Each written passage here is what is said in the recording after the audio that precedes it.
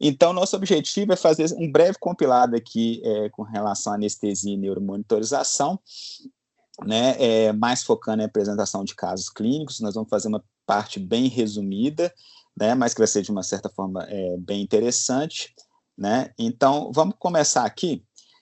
Eu gostaria também, às vezes, se alguém quiser participar, sinta-se à vontade, entre aí no áudio aí, a aula é bem interativa, né?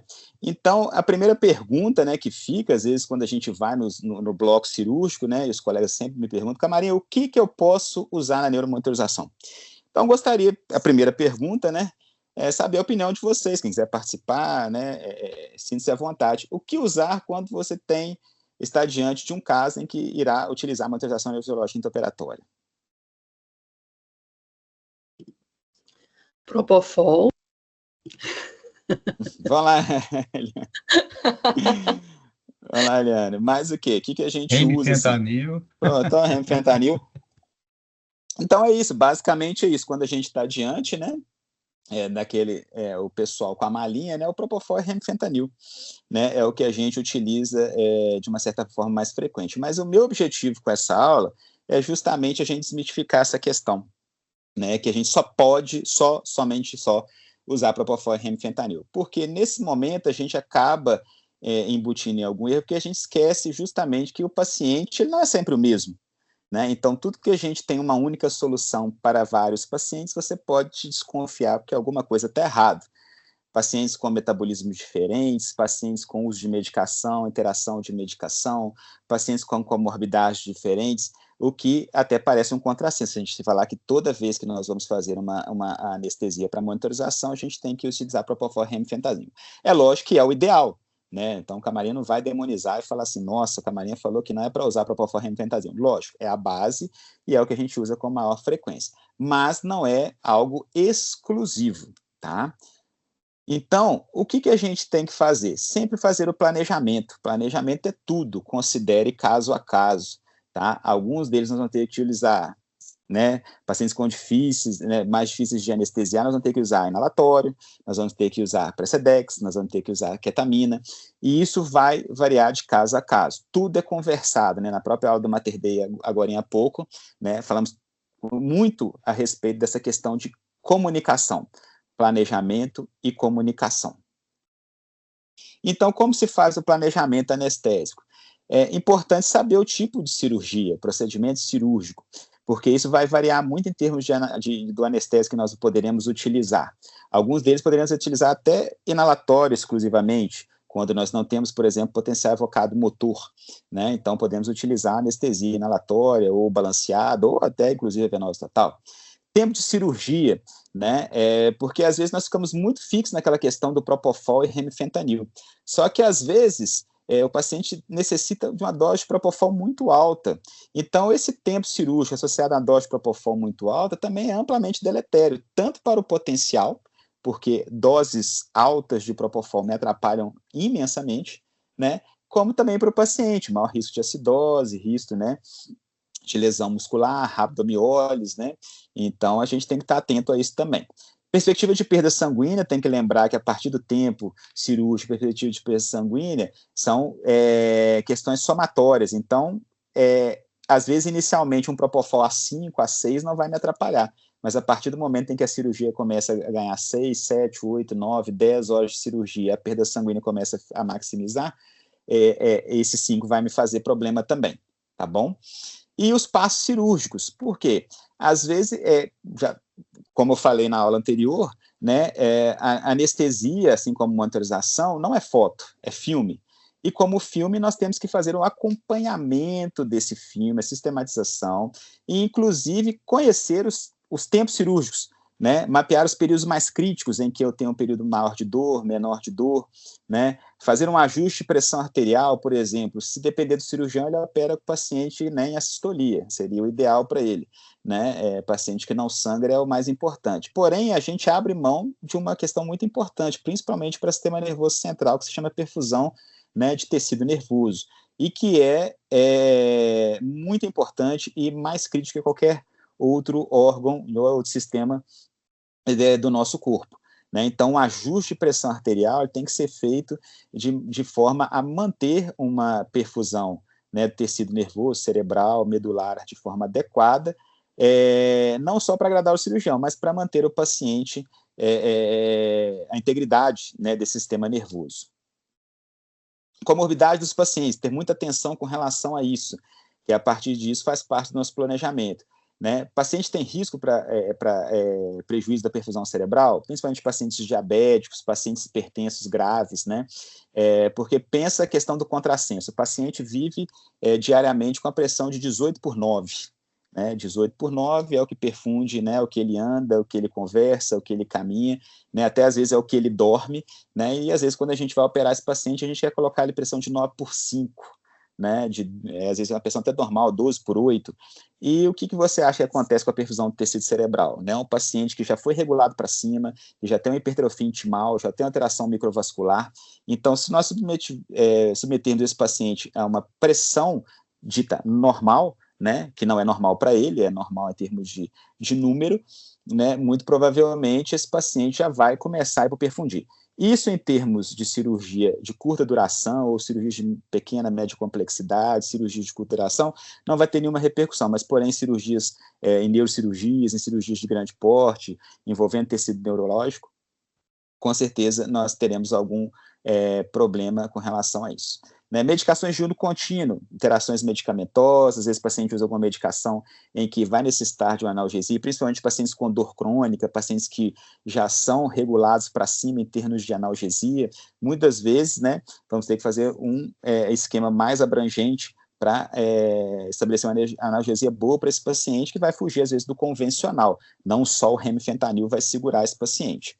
Perfil laboratorial de base, né, de onde que nós vamos partir, né, principalmente aqui nos casos de neurocirurgia,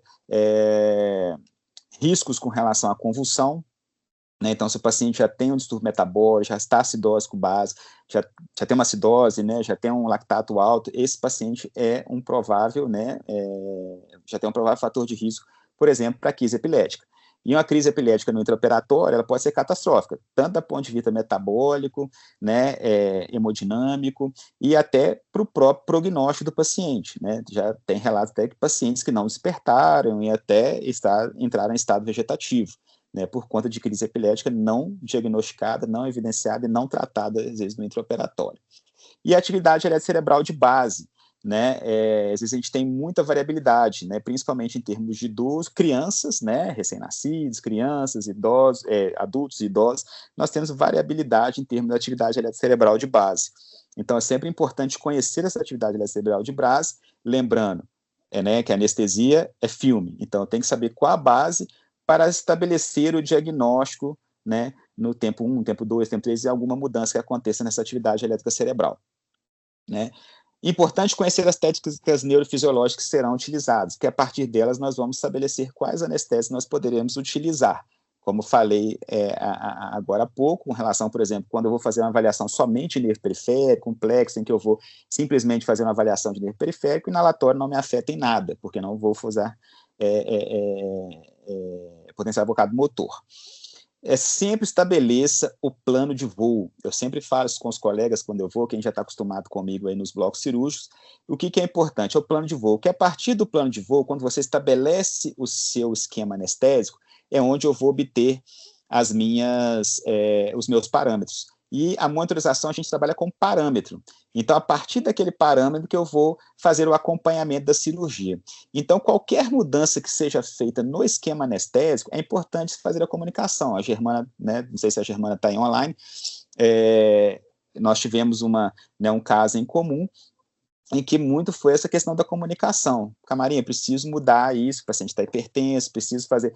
Porque, de acordo com o tempo cirúrgico, será bem tranquilo, para que possamos fazer um novo, né, determinar novos parâmetros para acompanhamento da cirurgia, mas terão momentos que serão críticos, né, e sempre cito o exemplo, uma vez que eu estava fazendo um aneurisma, em que no momento da clipagem do aneurisma, né, meu potencial caiu, né, e caiu, né, era o aneurisma direito, caiu o potencial motor à esquerda, né, e aí ficou-se aquela, né, complicação, né, o que aconteceu, foi que tira clipe, põe clipe, tira clipe, põe clipe, põe clipe, põe clipe, e aí, conversando com o colega da anestesia, eu fiz uma clonidina aqui, um bólico, porque o paciente estava hipertenso. E aí fez justamente na hora da clipagem. ou seja, no momento crucial, crítico paciente, né, uma infusão inadvertida de medicação pode ser catastrófico. Uma retirada de clipes não é simples, né? Você tira e põe clipe, pode lesar a artéria, o paciente pode ter, né, um sangramento aí irreversível e vir até a falecer, por causa de um bolus por exemplo, de uma medicação inadvertida. Né? E é sempre isso, anestesia, monitorização, filme, acompanhar as tendências hemodinâmicas, neurofisiológicas e sempre buscar justificativas para as mudanças, evitar as justificativas sempre monossinápticas. Subiu pressão é dor, né? Subiu pressão, acordou, né? Então sempre tentar estabelecer outras, né, hipóteses diagnósticas, né? Então, por isso, volto a ressaltar a importância de fazer a anestesia como um filme, porque a partir do acompanhamento de tendências você estabelece, pode diagnosticar mais facilmente essas mudanças. E a comunicação é o mais importante. Se eu tiver que deixar um recado aqui, sempre fazer comunicação com os colegas. Aqui eu vou só passar brevemente, né, não vai ser muito, seria, né, uma aula mais abrangente, falar por cada medicação específica, né? Esse curso a gente dá na sangue também, então quem quiser, o ano que vem acho que deve ter esse curso aí na sangue, a gente aprofunda nas medicações, a gente vai falando de cada um específico, mas note nesse gráfico aqui, nessa tabelinha, que basicamente todas as medicações me atrapalham. Então, até uma colega uma vez foi no bloco cirúrgico me perguntou, Camarinha, qual a medicação que te atrapalha? Eu falei, você toda, né? Você foi até uma piada, mas você pode olhar aí pelo esse quadrinho, que todas as medicações me atrapalham. Então, por isso que a gente tem que fazer o planejamento, né? O planejamento é tudo, então dá para a gente, às vezes, utilizar uma ou outra, mas de uma certa forma em que eu não use, por exemplo, doses muito altas de Propofol, por exemplo, que me atrapalha, né? Evitar, às vezes, aquela questão da meia cana, que às vezes eu vejo que é bem insidioso aí nos blocos cirúrgicos, todo mundo fala assim, até meia cana de gás inalatório eu posso utilizar. Não é todo gás que você pode utilizar, né, nessa continha aí da meia cana. Mas tem alguns pacientes, às vezes, que você pode utilizar, né? Por exemplo, serflurano não tem essa continha do meia cana, né, pelo menos pelos trabalhos. Mas eu já fiz casos em que nós utilizamos meia-can, né, tranquilamente serflurano e funcionou mais caso a caso. Né? Então aqui, né, para você ver, se pegar os livros de neurofisiologia, nós temos essa confusão, né, as receitas de bolo. Né? Então, note aqui, por exemplo, quando a gente vai fazer uma endarterectomia, né, por exemplo, a cirurgia de carótida, nós podemos fazer, por exemplo, olha lá, né, só inverter aqui, olhem lá a questão do inalatório, por exemplo, podemos utilizar inalatório e agentes para evitar, Propofol, mas hoje nós fazemos carótida com potencial evocado motor, né, mas tem colegas que não usam potencial evocado motor, né, só voltar aqui, não usam potencial evocado motor, então, nos casos em que o colega usa potencial evocado motor, né, inalatório já fica um pouco mais complicado. Mas nos casos em que o colega não faz, somente com soma sensitivo, né, pode utilizar inalatório e sem nenhum problema. Nas cirurgias, por exemplo, de nervo periférico, tem, né, alguns livros que falam que tem que utilizar a venosa total, né, Propofol, remfentanil, e evitar, por exemplo, os inalatórios, né? Mas nós já vimos aqui em alguns trabalhos em que você pode utilizar o inalatório, mesmo ele atuando na conexão, né, dos nervos, você pode utilizar de forma tranquila, sem nenhum problema. Olha lá, nas carótidas, por exemplo, Propofol, e, por exemplo, a ketamina, a dexmedetomidina, que a gente não pode utilizar na maioria, né, das cirurgias, né? A gente sabe que até, né, dentro de um intervalo de dose, né, a gente consegue utilizar todas as medicações, desde que seja conversado e estabelecido dentro de um plano de voo. Essa que é a palavra-chave, tá? Considerar caso a caso. Essa é a palavra-chave. Então, vamos aqui para os casos clínicos, né? E aí, se alguém puder participar, quiser participar, eu acho que vai ser interessante, né? Nós temos um caso clínico de uma paciente de sexo feminino, 62 anos, era uma reop de MAV cerebral esquerda, ou seja, ela já tinha como sequela da cirurgia prévia, uma hemiplegia direita, tá? Essa né, tá vendo, até temos aqui uns clipes da cirurgia anterior, né, as imagens, né, os artefatos da Anjo, e aqui já não tinha calota, né, lado esquerdo, onde foi operar, e foi, né, fazer uma nova abordagem.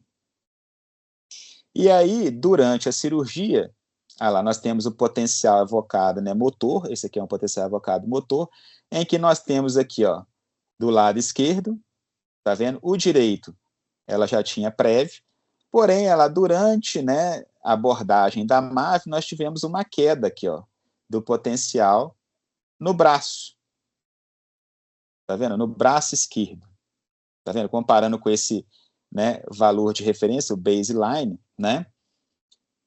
Nós temos essa piora exclusivamente no braço. Pode ver que nas pernas ainda manteve. E aí foi progredindo a cirurgia, foi alertado. Olha só o que aconteceu agora.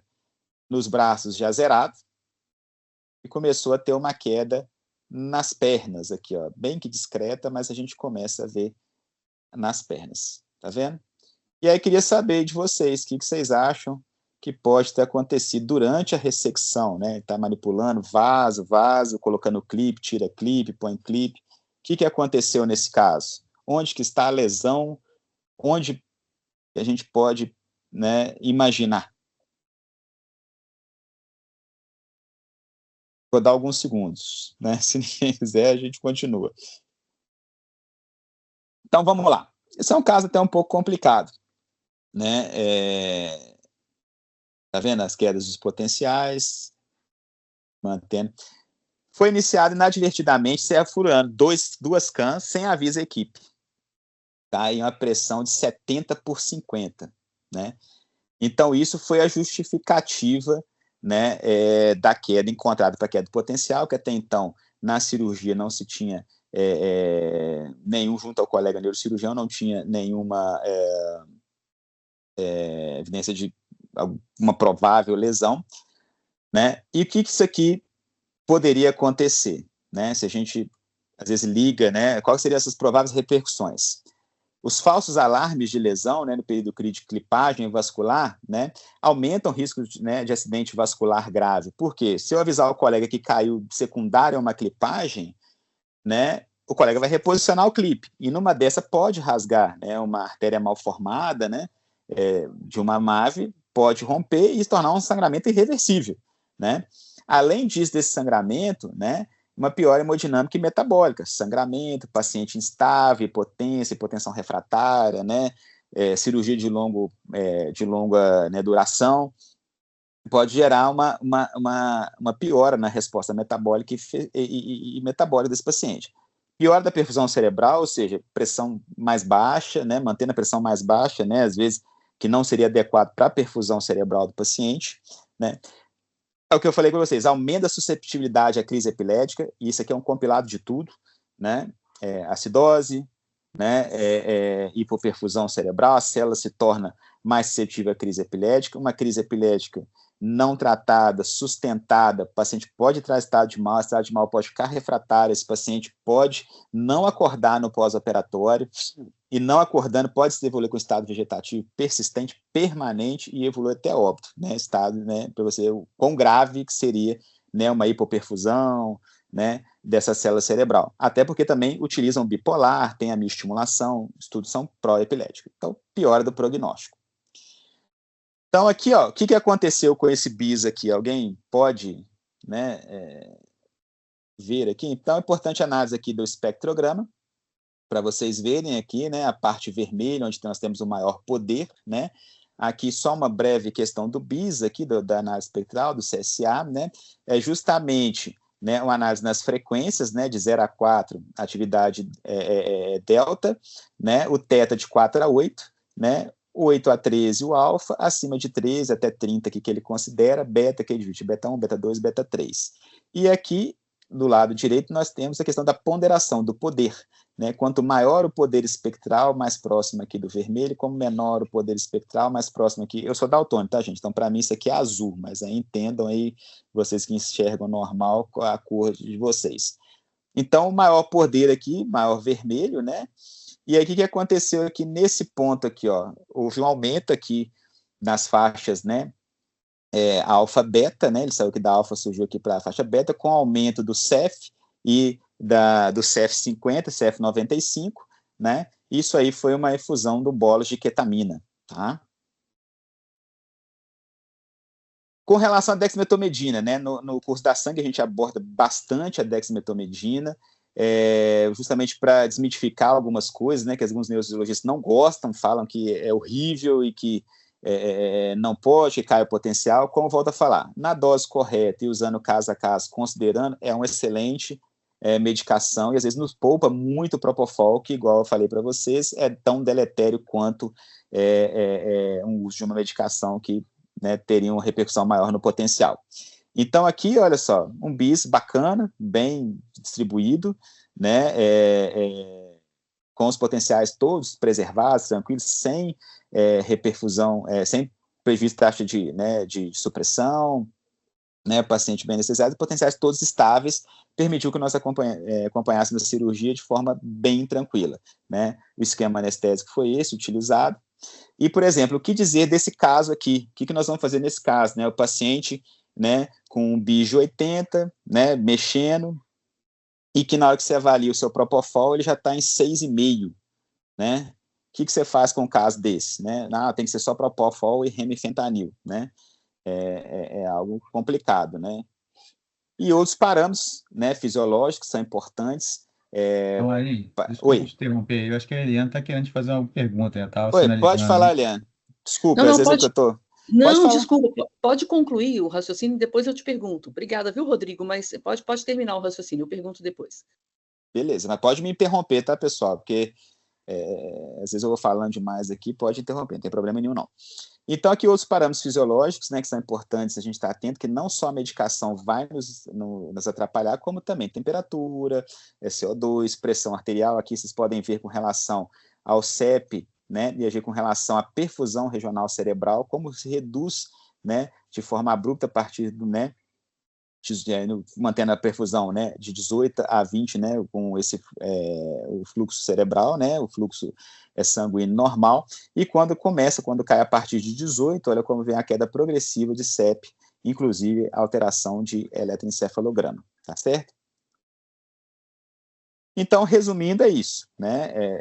Acho que já falei exaustivamente, é só para resumir o que já foi falado. Então, vamos com relação às casos clínicos do BIS. Esse aqui eu acho bem interessante, esse eu gostaria da participação mesmo, né? Quem puder. O que me diz, né, que vocês, né, falariam a respeito do caso 4, 5 e 6 desse BIS? Estaria legal, bacana, estão satisfeitos? Vou mudar o esquema anestésico? Vou manter, deixa como é que está, ou não? Não estou satisfeito.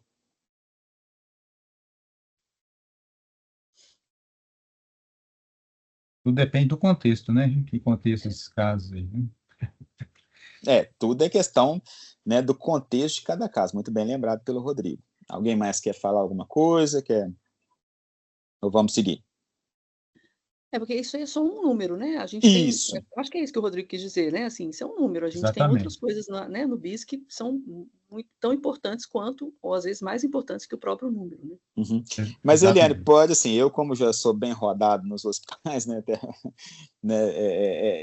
às vezes é o que eu encontro muito, né? O BIS está quanto? 46. Então a pessoa se apega ao número, né? Então isso é muito mais frequente até do que a gente imagina.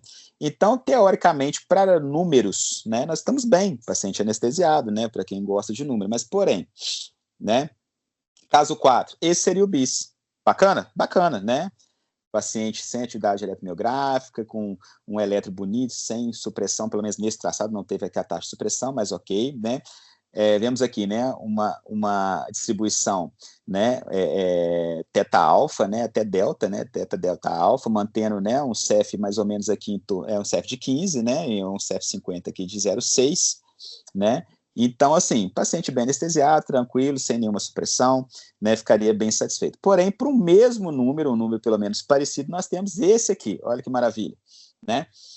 Apesar de nós termos um BIT 50, paciente teoricamente bem anestesiado, olha que algumas vezes tivemos aumento aqui do CEF, né, com aumento de atividade miográfica, né, e às vezes até sem aumento de intrusão de ritmo rápido e com aumento de atividade miográfica. O que ele apontou nesse caso para a gente? O paciente, às vezes, a paciente não estava, né, com analgesia ali em dia, então, muitas vezes, com insulto, né, cirúrgico, né, teve, né, aumento da atividade miográfica, inclusive, às vezes, até com repercussão cortical, né? Eu vou falar um pouquinho sobre resposta à dor, né? Mas lembrando que a primeira resposta que nós temos ao estímulo álgico, ela é subcortical, né? Então, o paciente aqui aumentou a miografia, né? E depois, né, partiu o portão da dor, o estímulo foi tão mais forte que ele se tornou consciente, inclusive subindo aqui o CF95, aumentando, gerando atividade rápida no traçado. Camarinha, só um minutinho. Pode voltar. Você pode voltar o slide? Voltar. Isso. Esse paciente aí era idoso? Esse paciente, nossa, Rodrigo, não vou lembrar, mas muito provavelmente sim, até pela distribuição, assim, não vou até nem inferir, porque eu não sei também como é que estava o esquema, assim, eu peguei mais ou menos para analisar essa foto, entendeu, assim, então não lembro, assim, mas basicamente com relação à idade, mas caberia muito bem num paciente idoso, frente e vista, né, a ausência de alfa, mas também poderia ser um paciente jovem que tivesse muitas vezes profundo, né, em termos de hipnose, porém não tão bem coberto por analgesia, né? Até porque essa analgesia está passando, né? Esse portão da dor dele está recebendo insulto e está sendo interpretado, inclusive, até algumas vezes corticalmente. Por que eu estou te perguntando isso? Porque normalmente, quando você tem um predomínio do azul aí, né, que significa um baixo potencial, né, uma baixa atividade elétrica cortical, né, cerebral, sim. Normalmente é uma baixa reserva neuronal que esse paciente deve ter, né? Eu perguntei se é idoso porque já tem algum problema prévio, alguma disfunção cognitiva, né? E esse é um bis muito parecido com os idosos que já têm alguma alteração cognitiva prévia, alguma coisa assim. Porque quando aparece aí no espectrograma essa parte azul aí, né? Com predominante, né? Significa que a reserva neuronal, né? Me corrija se eu estiver errado, né? Sim, não é boa, né? Isso aí é um parâmetro inicial, inclusive, que você tem de fragilidade cerebral, né? Isso. Inclusive, aproveitando o gancho aí dessa questão que você levantou, justamente pela ausência de atividade alfa aqui, né? Você vê que o alfa aqui de muito baixo espectro, né?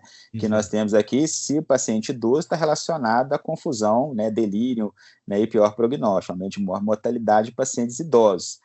Né? Então aqui nós estamos acompanhando só, apesar de eu falar, né, que anestesia é filme, não é foto, né? Aqui acompanhando essa foto a gente pode fazer essas inferências, né? Pode ser um paciente idoso, em sendo um paciente idoso, um paciente sem a faixa alfa aqui, né? Então sem essa faixa alfa é um paciente seríssimo candidato a acordar com delírio, confusão mental pós-cirúrgico, né? Um paciente às vezes que vai para UTI, vai infectar muito provavelmente, que aumenta o risco de infecção, mortalidade, pode vir até a falecer, bem lembrado isso. Pois é, isso eu estou te falando porque eu já tive alguns pacientes que, quando a gente monitoriza ainda acordado, lá com bis aí, com um número mais alto, com bis de 90 e tal, já tem um espectrograma azul, assim. Isso é outro fator de risco também, né? Assim, quando você já faz o paciente basal, né? E ele tem já essa ausência, e também considerado um fator de risco também para essa questão. E você perdê-lo no intraoperatório também. Então, se você, às vezes, não acompanhar e for perdendo a faixa alfa, não manter a perfusão cerebral adequada, muito provavelmente esse paciente, né, vai evoluir, às vezes, com estágio de delírio. Beleza. Muito bem lembrado.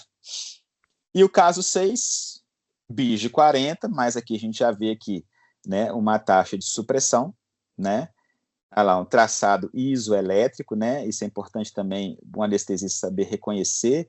Eu vou falar um pouquinho sobre formatos de onda para a gente poder identificar aqui, né, no eletroencefalograma cru, né, o que a gente chama cru, e isso aqui nada mais é do que a decomposição do que está aqui, né? Então, esse paciente aqui, né, isso está ruim, ou está muito profundo, ou, né, de uma certa forma, não está perfundindo adequadamente. Lembrar que o cérebro vai responder de forma igualmente, né, tanto à hipoperfusão cerebral quanto à profundidade anestésica. Então, quanto mais eu peso a mão, às vezes, no Propofol, mais eu vou ter essa linha reta. Quanto mais eu hipoperfundo esse paciente, também mais eu vou aprofundar esse paciente, né, e colocar nas faixas teta, delta, depois surto, supressão.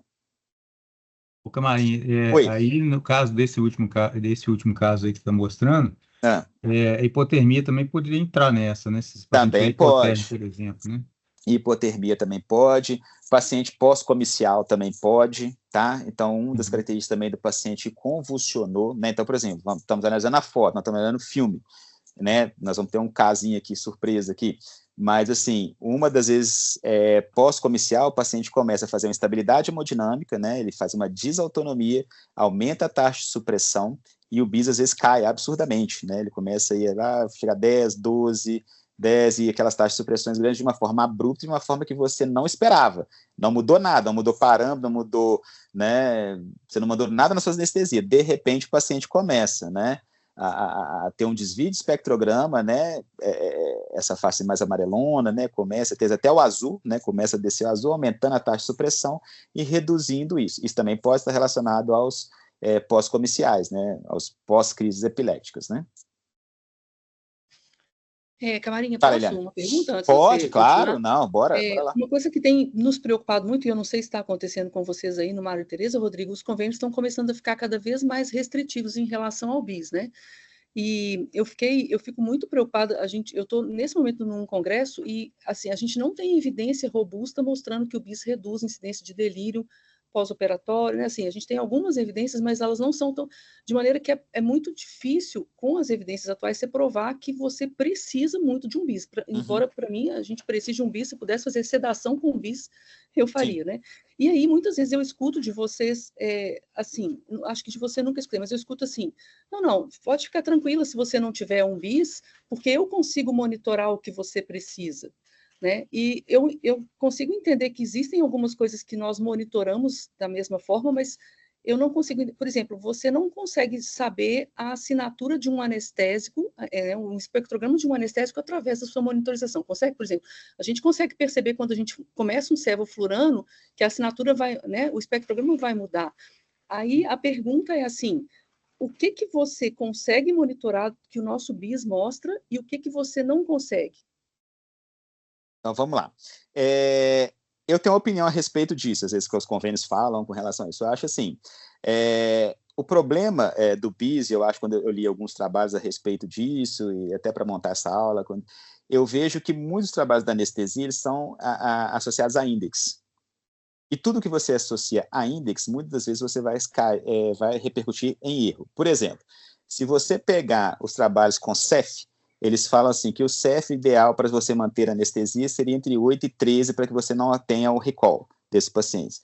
Já mantive pacientes de 17, pacientes em 18, em 20, sem nenhum problema, né? O paciente não teve recall, não teve nada, mas eu acho que toda vez que você atribui a index, a número, a uma questão muito rígida, a sua chance de embutir erro é muito grande.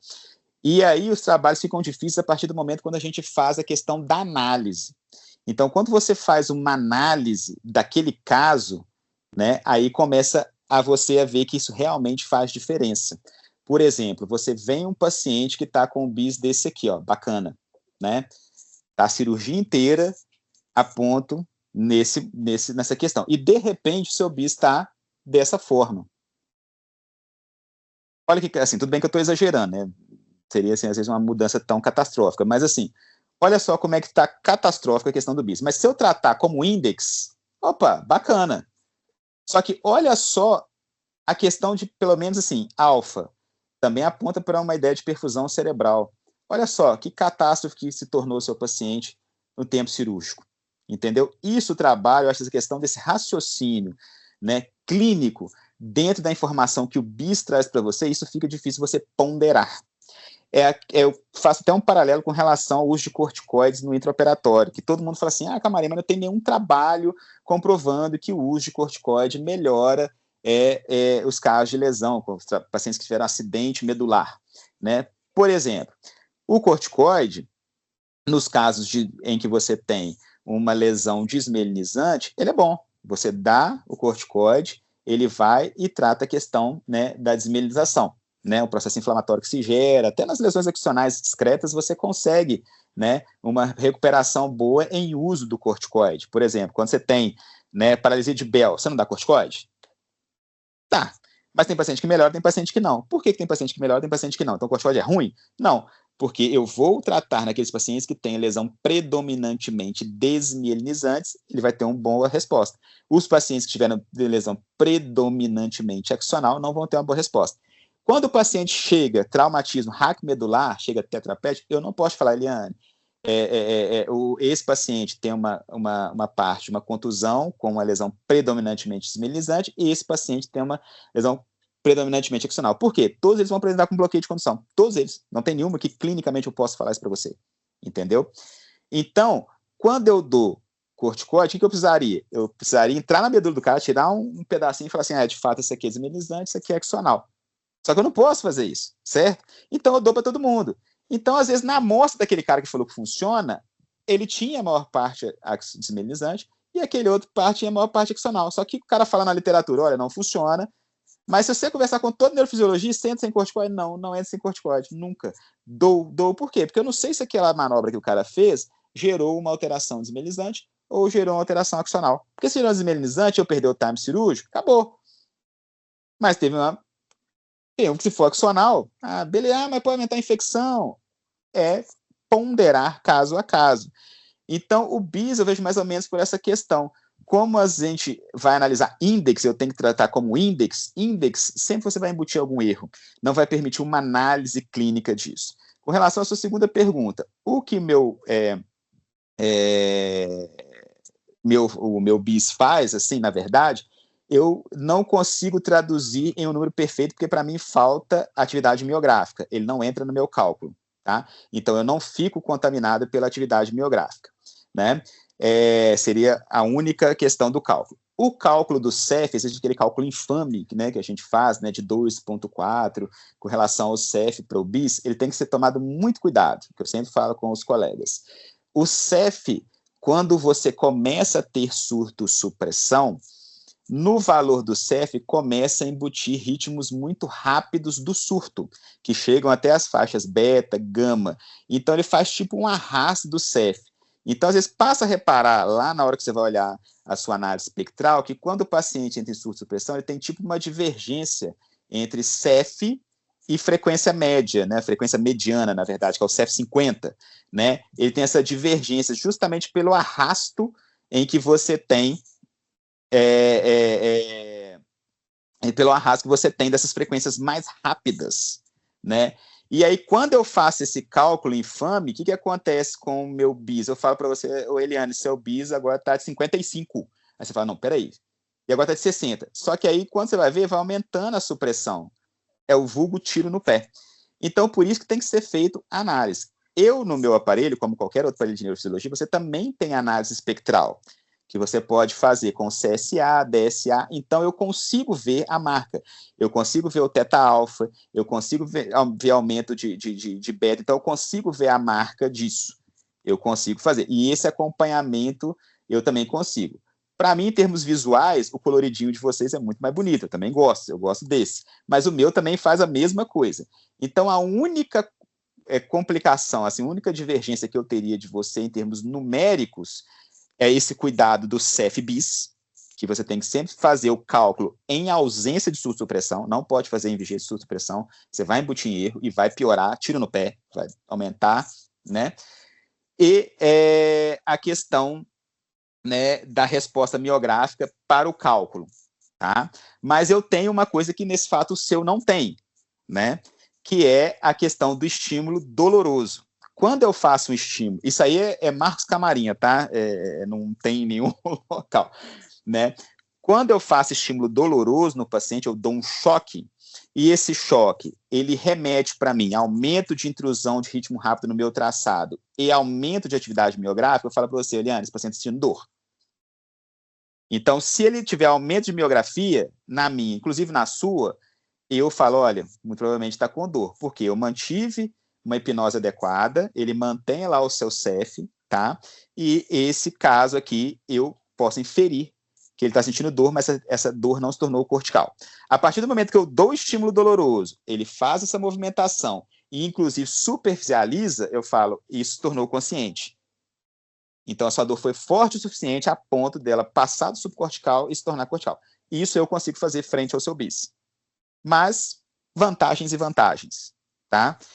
E eu sou a favor de que tem que ter o BIS mesmo, justamente por causa disso, porque a gente não consegue, no trabalho, fazer um trabalho em que eu possa fazer uma análise clínica daquilo. É sempre uma análise de índice. Aí eu olho, então o BIS se manteve entre 40 e 60, mas entre 50 assim, igual está aqui, por exemplo, entendeu? Não dá. Esse é um problema, né? Os trabalhos, esse vai ser, desculpa, viu, Rodrigo? Eu estou vendo sua mão levantada, mas só mais um comentário. O que acontece? Os trabalhos em que eles usam BIS, o BIS, a taxa de supressão é enorme. Então, não adianta ter um BIS com uma taxa de supressão enorme comparando com um paciente sem BIS, porque vai dar errado do mesmo jeito, né? Só que o convênio, ele não quer saber disso, né? O convênio, por exemplo, aqui, ó. Né? Aqui, ó, você tem um BIS de 40, teoricamente, né, adequado, mantido, mas com a taxa de supressão e mantendo o elétrico com isoeletricidade. Tá vendo? E essa eletricidade, isso é também que eu já notei nos trabalhos, é difícil você relacionar, às vezes, com a hemodinâmica do paciente. Como não tem o diagnóstico, por exemplo, assim, mas será que essa resposta não foi hemodinâmica? Varia muito em termos de esquema anestésico, de lugar para lugar, então varia muito. Então, eu vejo que, mesmo o cara falando esse trabalho, ele não me convence por conta dessas múltiplas variáveis, né? Então, eu acho que acaba embutindo em erro essa questão, entendeu? Mas, assim, é a minha opinião de fora, assim, né? Se me permite ainda responder a Eliane, falando em relação aos convênios, primeira coisa, né? Essa luta a gente já tem há anos, Eliane, né? A luta é geral, não é só no Mater Dei, em qualquer hospital de Belo Horizonte, né? Eu acredito que de Minas Gerais, de uma forma geral, principalmente em Belo Horizonte, a gente vai ter esse problema com o BIS, né? Tem aquelas restrições de uso e tal. Mas o que eu acho assim também, se depender de mim, eu usaria, para qualquer tipo de sedação, usaria o BIS, porque a gente sabe a importância que tem, e quem sabe usar, quem sabe ver, sabe o quão útil é essa ferramenta, né? A questão é que, desde 2015, mais ou menos, não sei se você chegou a ver, tem um consenso da SBA lá que saiu, acho que até o próprio Rojan e uma turma lá que mexe muito com isso, que foi publicado, teve um consenso de neuromonitorização, e, se não me engano, os trabalhos, naquela época, já tinha trabalho 2B, 2A, em relação ao BIS, mas não a questão de mortalidade em si, mas diminuição da incidência de delírio e disfunção cognitiva no pós-operatório. Então, já tem trabalho até 2A, mais ou menos, né? Então, eu acredito que de lá para cá já surgiram outros trabalhos que podem até ter melhorado um pouco essa classificação. Mas por que é tão difícil? O difícil é a padronização, é o que o Camarinha falou, né? Você tem trabalhos que se baseiam pelo número, tem trabalho que se baseia por outros parâmetros, e não existe um consenso justamente pela heterogeneidade, né, vamos dizer assim, dos trabalhos. Então, eu acho que, eu ainda acredito no BIS, apesar de tudo, né, desse tempo todo, que não conseguiu comprovar. Primeira coisa, não só por causa da heterogeneidade que não conseguiu comprovar, eu acredito também que é um paciente complexo. Todo paciente neurológico é um paciente complexo, que não é apenas uma intervenção que vai fazer a diferença no prognóstico desse paciente, né? Enquanto você acha que é só o seu BIS, só a sua anestesia que vai influenciar, ou será que é todo o trauma cirúrgico, perioperatório, toda a resposta endócrino-metabólica, toda a resposta imunológica, todo o aparato que esse paciente tem, né, no pós-operatório também em relação a um monte de intervenções. Então, como é que você pode colocar, a mesma coisa se você for, não for muito longe aí, colocar a questão do Swan-Ganz, do catéter de artéria pulmonar. Por que até hoje o catéter pulmonar não conseguiu comprovar quase nada, apesar de quem sabe usar, se beneficia muito, né? Por quê? Justamente porque os pacientes são muito graves e são vários parâmetros que vão interferir no prognóstico desse paciente, né? Então, eu acredito que uma intervenção só é muito difícil a gente falar, ó, o BIS faz diferença em tal coisa, mas o que já tem na literatura, já com um certo grau de estabelecimento, é a diminuição de delírio. E o delírio, por si só, está ligado ao aumento de mortalidade no pós-operatório, né? Então, infere-se, né, indiretamente que, se você consegue diagnosticar ou prevenir, né, talvez essa predisposição, reconhecer essa predisposição ao delírio desses pacientes, né, você mudar a sua conduta anestésica, ou melhorar a sua perfusão cerebral, talvez, você consiga diminuir no pós-operatório, né, essa incidência de delírio e, consequentemente, a mortalidade, né? Mas são coisas indiretas, né?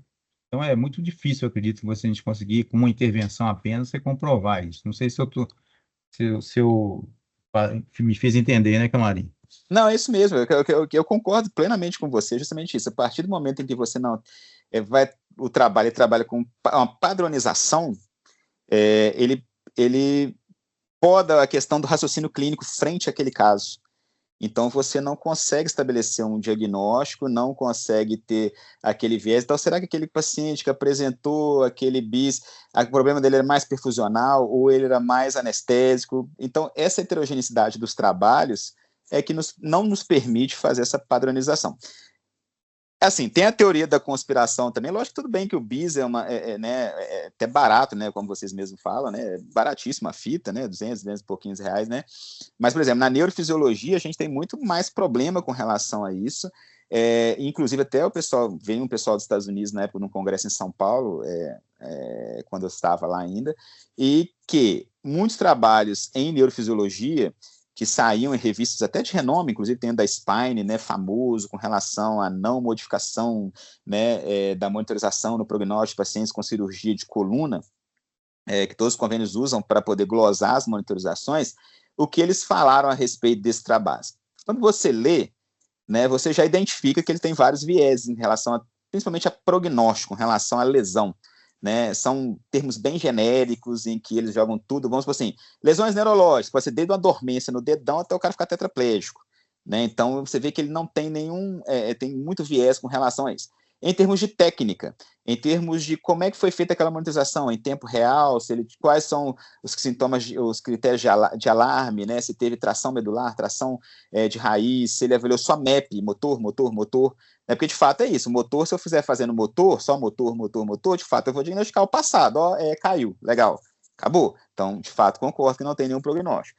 Mas, com relação a outros parâmetros, né, e isso, como é análise clínica, é difícil você virar e falar assim, como é análise clínica, falar assim, olha, tem uma tração medular, uma tração, né, você encostou na medula, você tem uma tração, né, esses alertas que, particularmente, né, quando eu faço, a gente, né, identifica ali para o cirurgião, isso não é padronizado no trabalho. Tem como o cara falar assim, foi dado tantos alertas isso paciente. Então, por que eles fizeram isso? Porque muitos lugares nos Estados Unidos, principalmente de muito interior, o cara não se dispõe de monitorização. Até se aventou a hipótese de fazer a monitorização remota, né, um profissional de grande centro, né, orientar um de centro, né, menor para que pudesse fazer a monitorização nesses interiores. E justamente por que eles fizeram isso? Porque o cara que está no interior, como ele não tem monitorização, e lá nos Estados Unidos é altíssima chance de judicialização, eles começaram a falar que existem trabalhos que falam que não modifica justamente para esse cara que opera no interior, ele opera e fica tranquilo, fala, não, trabalho aqui na Spine, saiu aqui falando que não tem indicação, então estou resguardado, né? Então muitos desses trabalhos foram lançados com vieses para que possam falar assim, olha, proteção judicial, vamos colocar assim, dessa forma. Né? Mais alguma questão? Bora. Uma das coisas que a gente tem que ler, né, quando você vai ver um trabalho, quando você vai ler um trabalho, é a questão de conflito de interesses, né, e o contexto. Isso, conflito de interesses e o contexto. Que esse pessoal né? que escreveu está envolvido nisso aí, sem dúvida, Camarim, é uma coisa que a gente aprende com o tempo, né, no início a gente acredita muito nas coisas. Artigo, né, tipo, você até faz um Pai Nosso aí na frente do artigo, mas de fato hoje você tem que ver o método, eu já leio o método direto, eu vou direto no método, se o método não me interessar, for uma coisa assim que não é tão ruim, eu já nem leio, já perco tempo. Então vamos lá. Tem uma pessoa com a mão levantada aí também. Quem quer perguntar? João, boa noite. João Milhomes aí. Que honra! Grande Jotinha. Boa noite, Marquinhos. Boa noite, meu amigo. Joia. Boa noite, professor Rodrigo. Boa noite, João. Tudo bem? Tudo bem? Boa noite, professor Eliane. Tudo jóia? Eu sou solidário aí a essa questão do BIS, que a professora Eliane falou, e eu acho que o número do BIS, o BIS já deixou de ser um número para a gente há muito tempo, né? O BIS passou a ser quase um monitor de débito para a gente, porque às vezes a gente não tem nem condições de ter isso, os convênios vão podando a gente cada vez mais, né? Então, lá, acho que o número hoje é a coisa que a gente menos olha, né? Então, você fazer uma análise de um BIS bem feita te traz muita informação importante daqueles pacientes.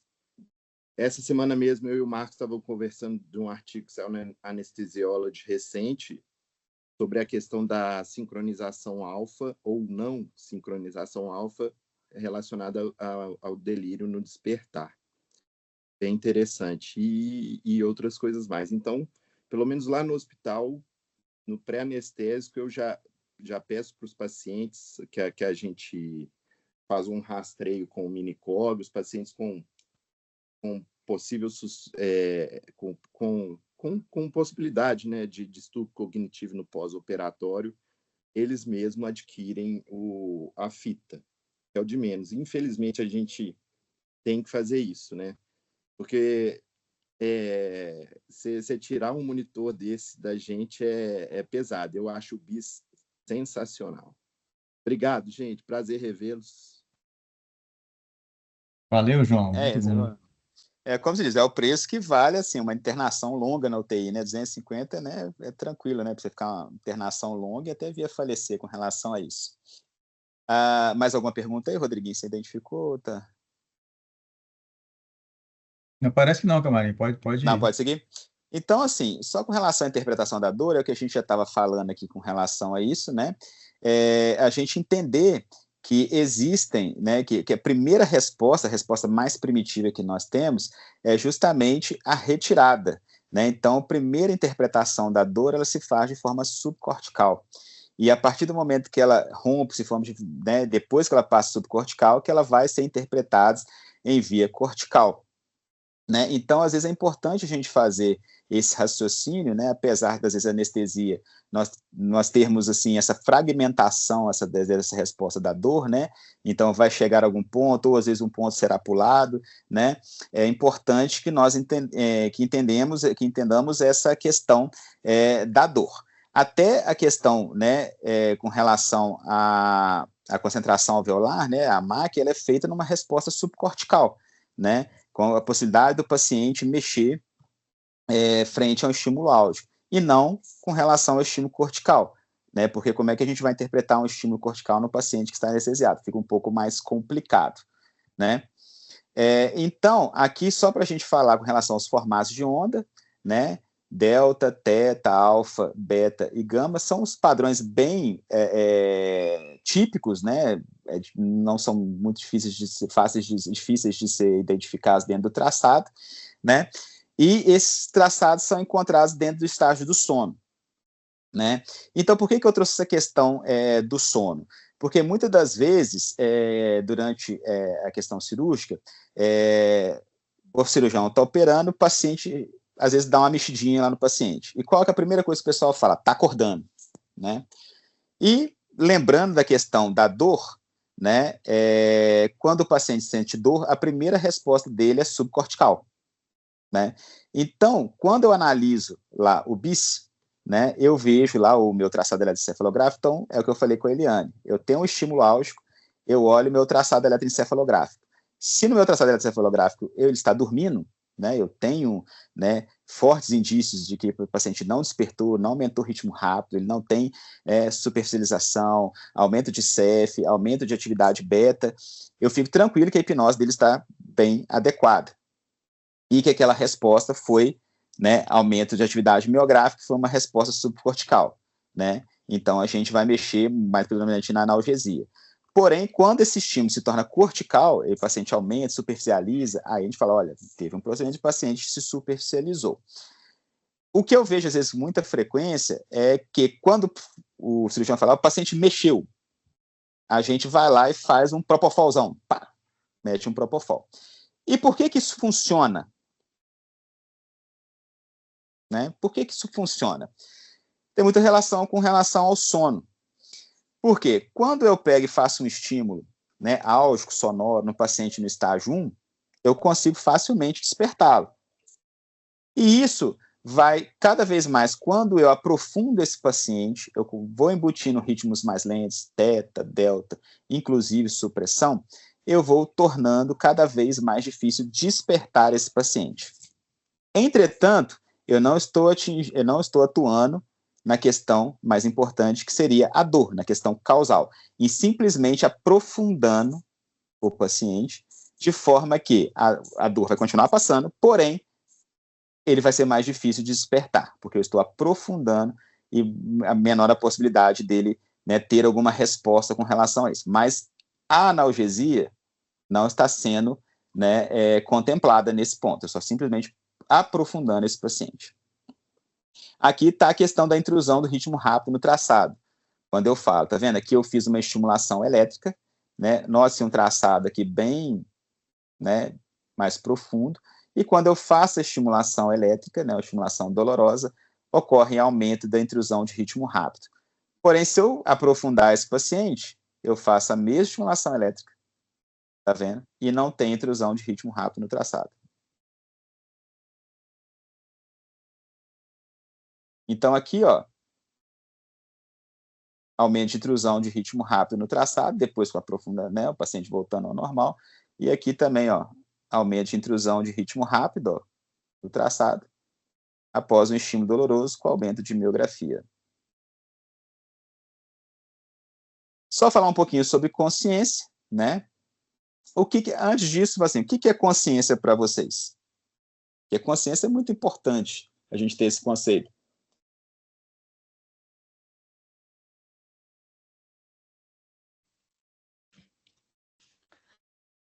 Bom, eu estou pensando, bem, existe você conseguir conectar partes diferentes do cérebro para você ter.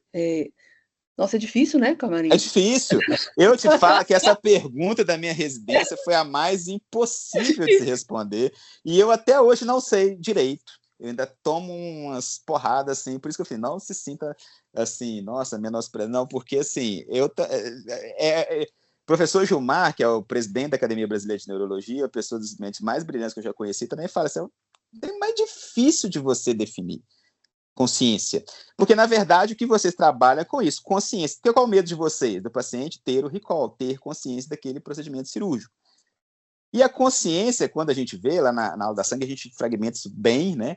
Vocês vão ver com relação à fragmentação. Porque o que a anestesia faz com a consciência? Ela fragmenta a consciência, né? A partir do momento que você induz a anestesia, como é que você chega à consciência do paciente? Seu fulano não responde, mas ele ainda pode estar consciente. Ele ainda pode lembrar, ter algum, né, uma experiência Basicamente, para daquilo. nós, né, Camarim, para o anestesista, a consciência é o recall, né, é a memória, né? Então, basicamente é isso, né? Se o cara que é capaz de lembrar o que aconteceu com ele durante um procedimento cirúrgico sob anestesia geral, né? E isso aí, para nós, é que ele ficou acordado, vamos dizer assim, né? Entre aspas, né? Mas não é um acordado por si só, né? Aí é o que você falou, né? É muito mais difícil você definir. A consciência é uma coisa muito mais complexa, né? Mas Depois para o anestesista é a memória. É memória, né? Se a gente ter, né, a questão mais. Porque existe até aquela questão da memória, né? Do recall, implícito e explícito. Isso foi implícito ou foi explícito? Ou seja, ele tem aquela casa explícita daquela situação que ele lembrou, que ele estava sendo entubado, ou aquela questão do medo dele ver um bloco cirúrgico, nossa, eu estou aqui, mas eu não sei, assim, me dá uma questão, eu sinto medo de estar aqui dentro, mas não sei o porquê. Isso é implícito. Então, assim, qual deles faz mais mal? Eles acham que o explícito é lógico, obviamente, que você viu o cara cortando, você sentiu o cara te cortando, você viu o cara, né, te entubando, você sentiu isso, ele é muito mais traumático, mas eles acreditam que o que seja mais frequente seria o implícito, em que ele tem só uma sensação, seria uma coisa em que ele não consegue, né, trazer à mente, simplesmente uma experiência que ele teve, que quando você vai assim, nossa, já tive aqui e não me sinto muito bem nesse lugar. É algo meio que implícito. E é difícil a gente definir isso, né? Mas vamos lá. Então, Sanders dividiu entre 3 domínios, né, a consciência, né? Por exemplo, de você ter essa, né, que eu coloquei como consciência, né, mas tem as questões da palavra inglesa, elas se tornam muito mais interessantes, né? Então, assim, eu tenho uma experiência da minha existência, então eu sei que eu estou na sala de cirurgia, eu tenho noção do que está acontecendo ao meu redor. E segundo, eu tenho uma conexão, ou seja, eu consigo receber estímulos tanto externos ou quanto internos. A sua percepção do eu, de onde você se encontra, e também do externo. né? Eu estou ouvindo o anestesista pegando o laringoscópio, eu estou ouvindo, né? Eu estou vendo a enfermeira pegar minha veia. Então, seria a conexão com o meio externo. E a outra seria a capacidade de resposta. Então, a partir do momento que eu escuto alguma coisa no bloco, eu consigo responder. Por exemplo, quando você vai lá e fala, seu fulano, aí você fala, seu fulano está pronto. Seu fulano pode estar te escutando, só que às vezes só que nesse contexto ele não vai ter o que a gente chama de volição, né? A capacidade de responder a essa questão. Nessa artigo que eu tirei essa definição de consciência, ele até faz um relato, né, de uma anestesista, né, que se submeteu a uma anestesia geral para endoscopia, e ele vai descrevendo os diversos passos, né, de como é ser anestesiado. Então, em um momento, ele até fala que ele entrou na sala, ele tinha consciência de que ele estava naquela sala, né, que ele estava sendo anestesiado, e aí, um certo ponto, ele viu, ele teve uma sensação de um escurecimento, e que para ele foi como se o lobo occipital dele estivesse sendo anestesiado, e depois, em seguida, ele ouviu o anestesista falar que ele estava pronto. Porém, no momento que ele estava pronto, ele não tinha a volição, né, o ato de avisar para o cirurgião de que ele estava pronto, né, que ele estava acordado ainda, né? Então, a consciência apresenta esses vários domínios em que se tornam muito difíceis de nós avaliarmos durante, né, uma indução anestésica. E o que ele fala que seria anestesia ideal seria quando você vai fazer você abole a conexão entre a consciência e o ambiente, entre você receber esses estímulos externos, né? O que ficaria mais ou menos nessa questão desse traçado, em que você, nesse caso, em que você tem a consciência plena, em que você experimenta o mundo externo, tem a interocepção, ou seja, a noção do seu corpo, você experimenta o seu corpo, né? Ou quando você tem a volição, a capacidade de você responder, né, a um estímulo externo, né? Mas note que a sensação de autoexistência, ela pode persistir até quando você tem, né, a desconexão da consciência ou até a inconsciência, né, considerada, né, a inconsciência, né, a consciência total, né? E com relação aos sonhos, né, às vezes quando o paciente fala que sonhou bastante, lá, quando ele sonha, né, quer dizer que seria uma anestesia ideal, né? É nessa questão que ele tem uma consciência parcialmente desconectada. Então vamos agora para os casos aqui para a gente finalizar, né? Essa menina aqui, né, Eliane, né, Eliane? Lembra dela? 11 anos, adotada, síndrome alcoólica fetal, fez uma correção de SPONSS 5.1, exceto com propofol e remfentanil. E inicialmente traçados, ok, bis bacaninha, sem nenhum problema. Passei ali para cima, se alguém quiser lembrar. Porém, ao término do acesso, nós tivemos essa surpresinha aqui, ó, 10 e 12, né? Uma queda de potencial, né? Ali nos 4 membros, na verdade, né? Mais intenso à direita, né? E ele se persistiu lá com o tempo, lá, ele foi cada vez mais piorando, caindo totalmente à direita e depois, né, mantendo somente aqui na coxa, ali do lado esquerdo. E aí o dado, né, depois a gente começou a discutir o caso, foi que esse paciente estava mantendo um pico hipertensivo, né, refratário mesmo, assim, já vinha, né, aumentando progressivamente a pressão, né, e algo meio assim, dentro de um início cirúrgico, né, de um acesso cirúrgico, né, que é um estímulo de baixa, né, estímulo álgico. Opa, passei, surpresinha, né, desculpa. E aí, alguém quer comentar esse caso? O pessoal do Mater Dei no Vale, né, pô, sacanagem.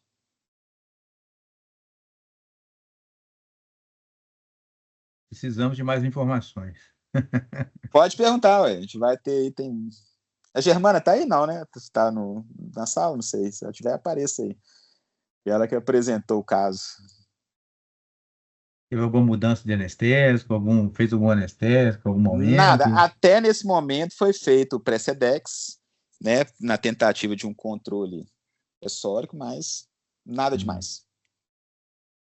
Mas o Precedex, então, coincidiu com esse momento aí? Não, foi lá no início, quando aumentou a pressão, foi tentado o Precedex, mas numa dosezinha baixa que não interferiria no potencial.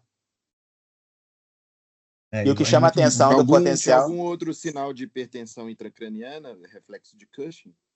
Ela estava mantendo uma frequência cardíaca mais baixa, assim. Teve uma queda, mas não chegou, né? Estava mantendo, acho que 50, 60, né, Eliane? A Eliane vai lembrar isso. Isso aí, em torno disso. O João já começou aí num caminho meio bom, assim, né?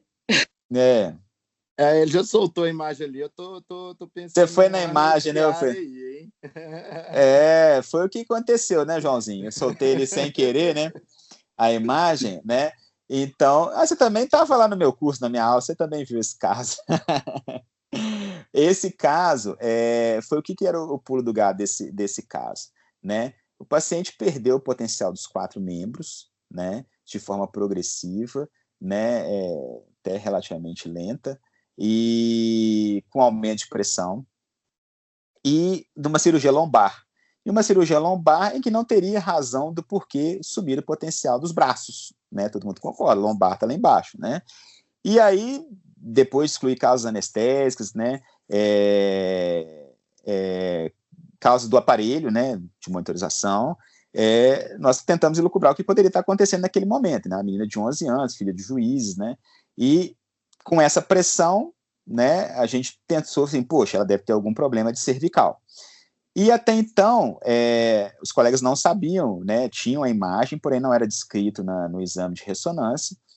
E aí, quando eu pedi para ver o exame de ressonância, eu vi essa malformação, né, de Chiari, né, em que ela tem essa herniação aqui da tonsila cerebelar, justamente aqui junto com o tronco cerebral aqui, né, uma platebasia aqui também. Então, a gente acredita que, né, no posicionamento da paciente, 3 hipóteses que a gente poderia ter levantado, né, ou ela fez, né, uma estenose vascular aqui, né, uma isquemia vascular, comprimindo aqui a vertebral, né, levando uma isquemia, ou ela já teria uma medula já com uma alteração microvascular, por conta, às vezes, né, de uma lesão prévia, porque lembrar que quando ela dorme, às vezes ela fica de bruço também, né, então pode acontecer isso, né, então ela já tem uma alteração microvascular aqui, essa alteração microvascular possa ter levado, né, essa perda de potencial progressiva, né, quando a gente vira o paciente para decúbito ventral, a gente sabe que altera, né, a perfusão, né, nesses tecidos, né, principalmente nos tecidos mielopáticos, nos tecidos que já tem lesão prévia, justamente por alteração microvascular, índice de débito cardíaco, né, já tem trabalhos comprovando, e tanto que é sabido que não, né, é uma regra, uma premissa do pessoal da coluna, não operar cervical, não operar lombar em pacientes que têm alguma lesão cervical. A chance de tetraplegia existe e pode acontecer, como estava acontecendo nesse caso. Né, então a gente, né, orientou o cirurgião, né, eu e a doutora Germana lá discutimos, chegamos a essa conclusão, vimos essa imagem, fechamos, né, orientamos a fechar, né, imediatamente, e aí, né, na hora que viramos a paciente, ó, pra você ver, ó, 10h28, no 10h12, o pessoal é rápido mesmo lá, tá vendo? Começou, e a paciente acordou somente com uma discreta dormência, uma perna pesada direita, que foi a primeira que caiu, né, e foi isso mesmo aí, tá bom? Então, foi essa questão do caso, bem interessante. Esse aqui, agora, né, paciente de sexo feminino, 54 anos, hipertenso diabético, uma cirurgia de cervical anterior, bem tranquila, né, teoricamente. Propofol, remfentanil, foi entubada ali com succinil, todo mundo adora, Camarim, eu usei succinil para você, gostei, né, todo mundo, né, fica feliz, só que na hora que eu fiz o primeiro potencial, deu isso aí. Essa é fácil. Essa é uma pseudocolinestease atípica. Né? Mas foi muito interessante, né, esse caso, sabe, Eliane? Porque assim, foi seu aparelho, não sei o que, deu algum problema, aí, né, naquele negócio assim, gente, que é? Aí eu fiz o sensitivo, falei, uai, gente, sensitivo tá bonito, tá, né, bacana, né, não tem o porquê. Aí eu aumentei até o talo da aparelho, o paciente nem mexia. Falei assim, uai, pelo amor de Deus, tá alguma coisa errada. E aí, depois nós vimos lá, né, ficou-se, né, com essa questão, né, da pseudocolinestease atípica, tanto que hoje, depois desse caso aconteceu com a gente no Mater Teresa, esse aí é um caso do Mater Teresa, e que eu falei assim, hoje eu prefiro até que você, né, induza, né, com rocurona e depois reverta, né? Hoje eu fico até mais tranquilo, porque você cai num trem desse aqui, ela demorou pelo menos 4 horas e meia para eu poder obter um potencial, né? Então, olha lá, métodos preservados e ausentes. E aí até Entendeu? você descobrir, você fica achando que o defeito é seu, né, assim, que tem, né. Mas E como que foi a abordagem dessa? Vocês fizeram alguma coisa, vocês transfundiram, alguma coisa, como foi? Não, aí o que aconteceu assim? Como ficou naquela até, né, estabelecer o que era o diagnóstico, eu falei assim, ó, tô achando meio esquisito. E aí trouxeram TOF para corroborar, TOF zerado. Então se fez o diagnóstico. O cirurgião optou-se por fazer somente com o sômато sensitivo, né? Ele falou, um caso tranquilo, eu não vou ter tanta repercussão, então vou fazer somente com o sômато sensitivo. E aí seguiu-se a cirurgia, né? Eu não lembro se o Luciano chegou até, não sei se ele chegou a usar atropina, né? Tem essa questão depois, quando vai recuperando, tem o negócio de usar atropina, né? E aí foi recuperando, recuperou bem, e eu consegui terminar a cirurgia. Mas, assim, a maior parte dela eu fiquei meio que no sômато sensitivo, né? Opções do cirurgião. 52 anos, mulher hipertensa, um meningioma de convexidade, né? Propofol e remifentanil e a pressão de 70/50. Essa lesão, tá? E esse bis aqui. O que aconteceu?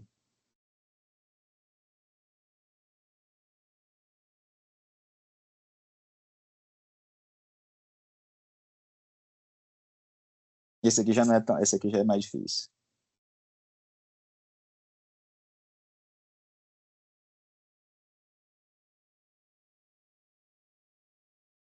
Isso foi em qual momento? Dá mais algumas dicas aí pra Alguma gente. dica? Ressecando o tumor. Estava ressecando o tumor sangrante, de convexidade, assim, grande, trabalhoso, né? Paciente já mais instável, mantendo PA mais baixa, 70/50. Vou dar algumas dicas, né? Ó, hipertensa. Pode ter feito convulsão, Marquinhos? Lindo, meu querido. E que momento aqui do bis? Se você achar o momento Aí, do bis quando aqui, o eu te CEF falo. sobe, né? Maravilhoso. Isso aí, esses spikes. Foi o momento que ela fez uma crise convulsiva aqui, ó.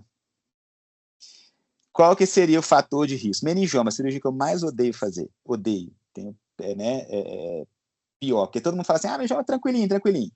É uma cirurgia altamente epileptogênica, em que você, então, quando por isso que aquela questão, Eliane, que eu falei nas aulas, né?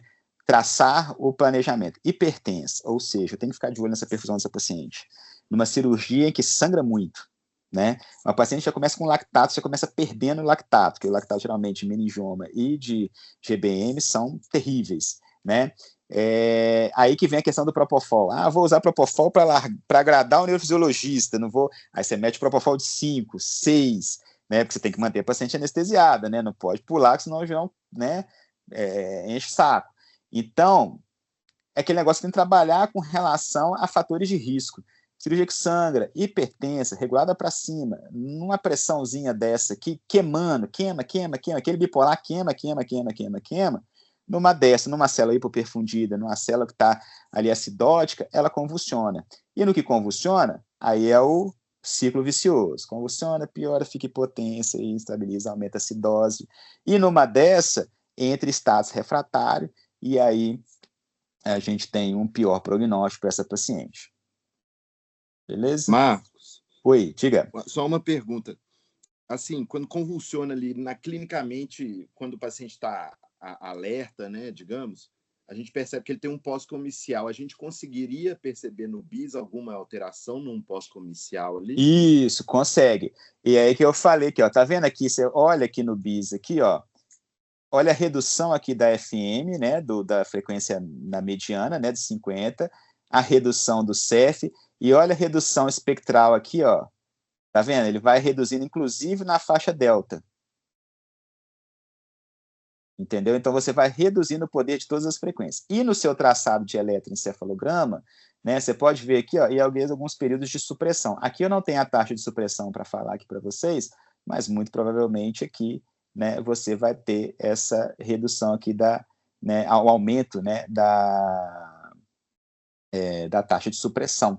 Né? Então, aquele bis que eu falei assim, que eu até citei aqui na aula, em que ele vinha bonitinho, de repente ele convulsionou, fez aquele aumento, porque esse aumento aqui né, do CEF, ele é ascurso de artefato muscular. É quando o paciente convulsiona, mexe aqui. Muito pouco disso aqui, às vezes, tem de atividade rápida, né, que a gente chama, às vezes, de ritmo recrutante beta, né. Isso aqui, muitas vezes, é artefato muscular mesmo, que é captado aqui pelos eletrodos, né. O BIS, ele não consegue diferenciar, assim, como qualquer outro eletroencefalograma, ele não consegue diferenciar, né, artefato muscular, né,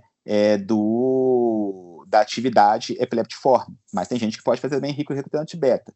Então, por isso que tem esse aumento aqui de atividade, por exemplo, tá vendo? Essa espícula aqui, ó, fez a crise, aí fez uma crise subentrante, olha que fica muito mais vermelhinho aqui nas atividades rápidas, tá vendo? Ó?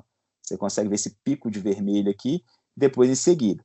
Então, quando o paciente apresenta isso e em seguida ele começa a ter o pós-comicial, ou seja, redução das frequências e aumento de supressão, baixa do BIS e aumento da taxa de supressão.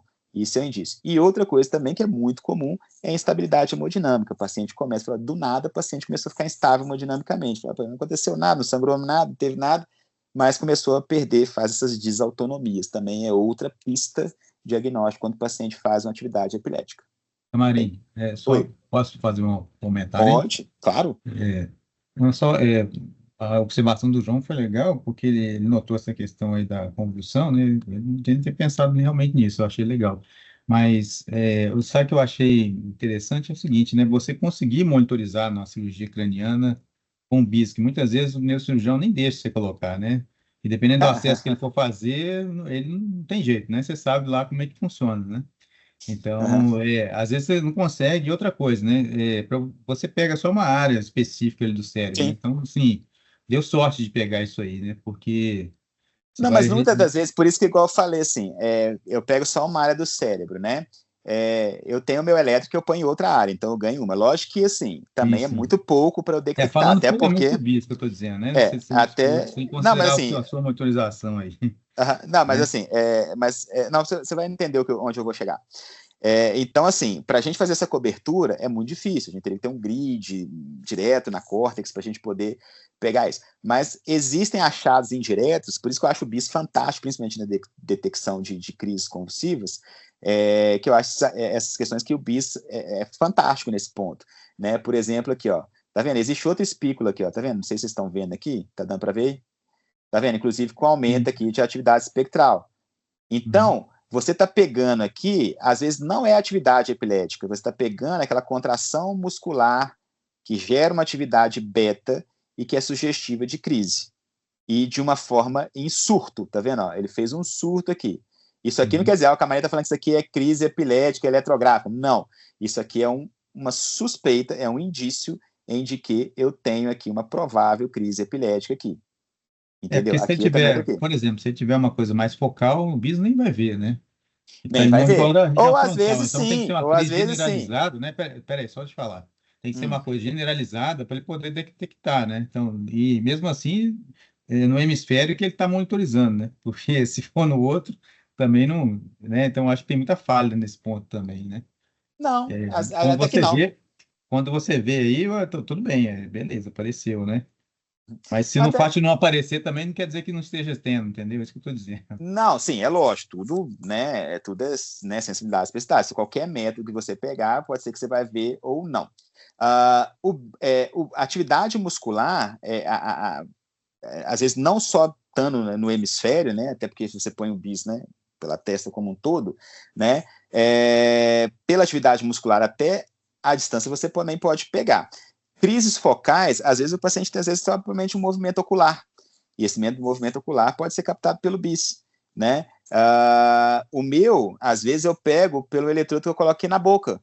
Então, somando o BIS com os meus eletrodos, aumenta a minha probabilidade de detecção, mas você não está todo errado, assim, muitas das crises, às vezes, vão passar desapercebidas, né? E as crises apercebidas, às vezes, também podem ser tão igual deletérias, mas às vezes essas crises maciças, né, que a gente, né, que podem acontecer, né, na evolução do quadro, a gente vai conseguir pegar, né, e aí é interessante para o paciente.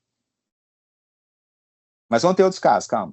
Só mais dois, prometo. Estamos em tempo ainda, Rodriguinho? Como é que tá o tempo aí? Pode até 11 horas da noite, tranquilo. Então vamos, opa, aí o pessoal vai dormir, residente vai dormir aí. Mas só mais dois casinhos, tá? Esse aqui, sexo masculino 3 anos, foi um caso interessantíssimo, né? Uma cirurgia de um crâniofaringioma provável, essa lesão grande aqui, bonita aqui, ó, tá vendo? Né? Um acesso foi pterional direito, tá? Aqui tá em cima, quem quiser lembrar. Então, então fizemos uma craniotomia, tudo chegando na drenagem cisterna, né? Para ter um conforto maior, melhorar a janela. O paciente apresentou a queda do potencial visual aqui, ó, à esquerda. Tá certo? Mantendo um pouquinho aqui do lado direito, mas a esquerda foi embora. Mantendo o motor ok. Posteriormente, ele teve uma instabilidade hemodinâmica, né? Ficou hipotenso refratário, né? E com essa alteração do bis aqui, ó. E aí? Em seguida, né, com a evolução da perda visual ipsilateral, né, do acesso. E aí?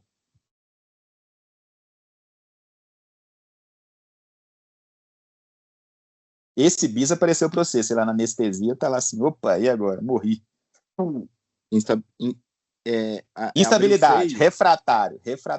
Não, ele não abriu o seio, ele só drenou, fazer drenagem de cisterna, drenagem licórica. Tirou espaço de líquor ali para melhorar a janela de acesso pterional. Estava sangrando em algum lugar? Não. Sangramento habitual. Capnografia normal. Capnografia normal. Aqui, só para lembrar que, desculpa, eu não tive o bis prévio, o bis dele estava rodando, como era criancinha, estava em torno de 55, 60, mantendo esse padrãozinho aqui, ó, bonito aqui, ó. Tá vendo? Até um eta-alfa bonito aqui, né? Aí, de repente, ele fez isso aqui, começou a perdeu a visão primeiro, né, do lado contralateral, do acesso, lado esquerdo, depois instabilizou hemodinamicamente, teve essa queda abrupta do bis e perdeu a visão potencial vocal depois do outro lado, do lado ipsilateral direito. Teve lesão cirúrgica aí, né? Ele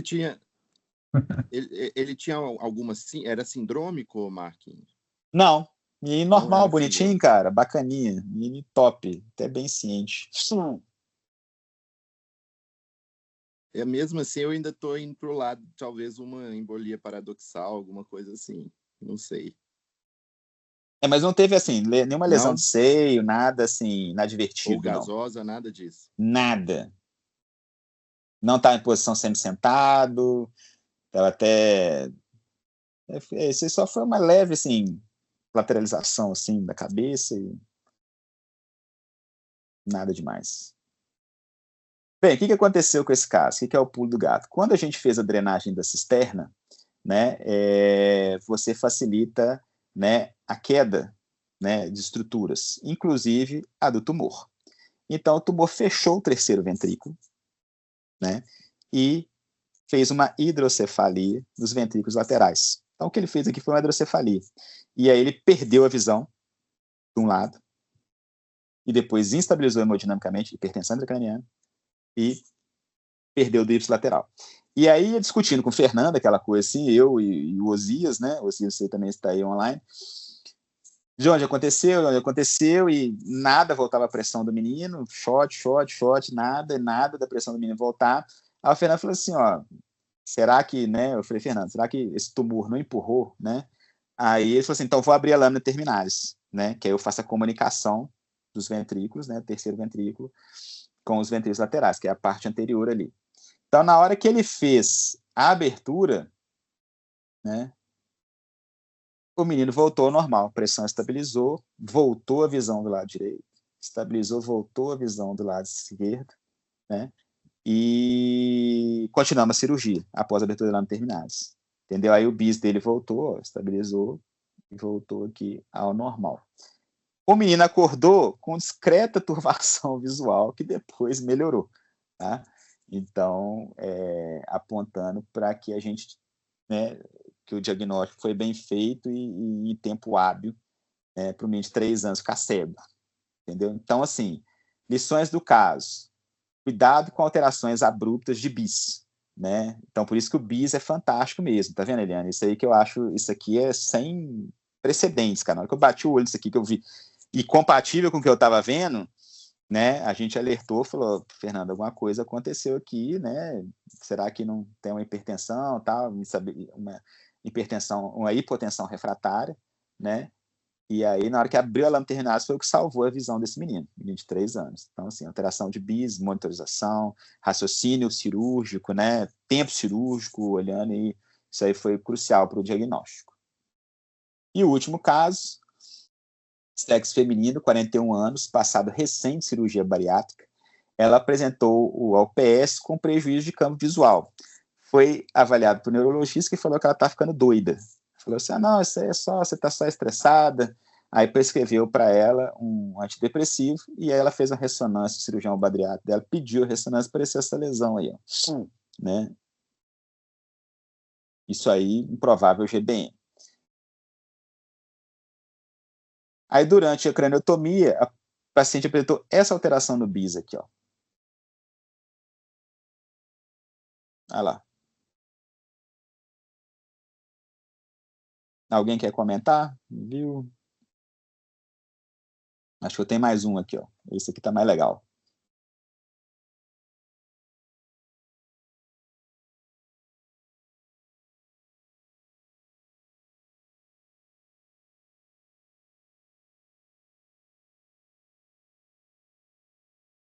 Mais alguma dica?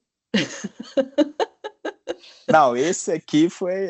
esse aqui... Então, assim, toda vez que a gente estiver adiante, né, o que é interessante, né? Tumor cerebral, glioma, né? Meningioma, altamente proconvulsivo, né? Então, se você olhar aqui, ó, ao pico aqui do CEF, com aumento da atividade espectral aqui, ó, frequência até beta. E aí esse aqui, inclusive, depois ela fez até clínico. Ela fez uma convulsão clínica, debateu lá, no acesso. Olha que legal, no acesso. Né, já sai perdendo o jogo aí, né, no acesso. Né? Então, nesse caso, nós indantalizamos, fizemos até uma dose de recarga, né? A gente fez 20 miligramas por quilo aí, durante esse primeiro episódio. Aí, no segundo episódio, a gente, nos mesmos 2 episódios, a gente fez os 20, né? Naquela correria, acabou esquecendo de dantalizar. E aí, durante o intraoperatório, ela fez um novo evento, né, de convulsão, o cérebro inchou, né, aí nós aumentamos, demos uma dose de recarga, aumentou para 30 miligramas por quilo de Dantal, aí ela estabilizou.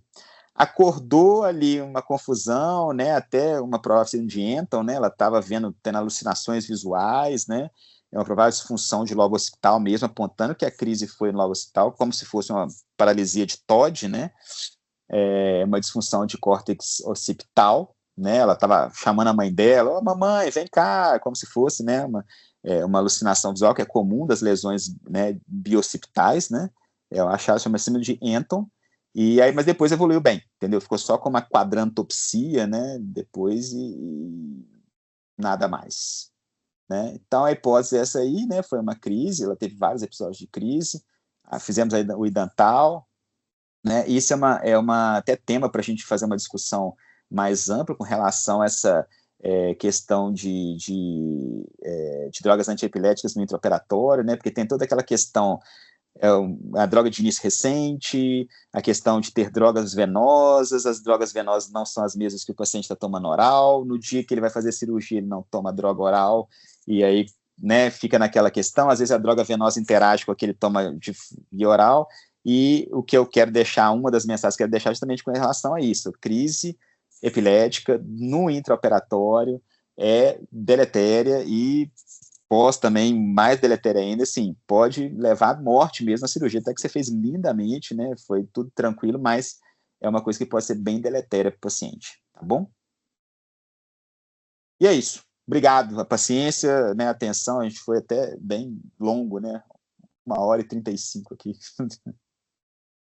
Show de bola, show de bola. Muito obrigado, Camarinha. Foi muito legal, foi bem prático, foi de acordo com o que a gente tinha planejado mesmo, né? Acho que caso clínico é uma coisa muito legal, né? Então, e traz para a prática a sua experiência e a nossa experiência também, né, em relação à monitorização, né? E só vem fortalecer os laços, né, entre a anestesiologia e a monitorização neurofisiológica, né? Isso eu fico muito feliz. Isso é legal, né? Eu acho que você será sempre convidado aqui para as nossas discussões, né? Agradeço a todos. Alguém quer fazer mais alguma pergunta para ele? Pode ficar à vontade. Vou entrar de novo. Parabéns, Marcos. Como sempre, você é fantástico. E é Obrigado, um irmão. caminho sem volta, né, professor? Essa interação nossa, apesar dos convênios, não tem jeito mais. A anestesia está evoluindo. É verdade. E a gente é o clínico do perioperatório do paciente. A gente tem que estar a par de tudo e é um caminho sem volta, apesar dos convênios. Obrigado, Marcos. Obrigado, Joãozinho. Obrigado a presença de todos, obrigado, Eliane, obrigado a todos aí que assistiram, né? Uma boa noite aí, bom descanso. Boa noite, obrigado, pessoal. Obrigado, nós que Boa agradecemos. noite, Marcos. Obrigado. Abraço, boa noite.